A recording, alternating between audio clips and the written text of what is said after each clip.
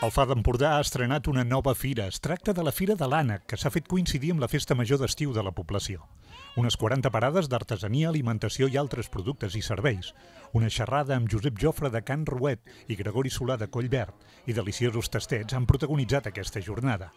L'Associació Juvenil Atalaia s'ha encarregat de l'organització i ha aprofitat la fira per donar-se a conèixer.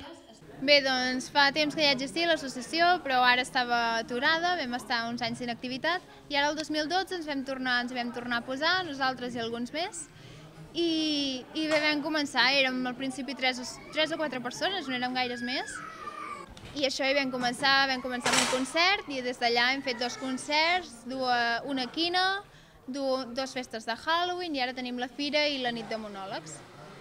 I bé, és això, tenim la intenció de dinamitzar el poble, de fer que la gent s'ho passi bé, que el poble es conegui més, i és això, moltes ganes i molta il·lusió. En aquesta fira també hi han col·laborat activament l'AMPA del centre escolar, el Far Actiu i l'Ajuntament. La temàtica de la fira ve per la relació que té la població amb l'empresa Collverd. El tema de la fira ve relacionat amb Collverd, que fa molts anys era qui el fa. La granja d'ànecs, per sort la tenim aquí al fa, és de Can Ruet. La fira va sortir així una mica...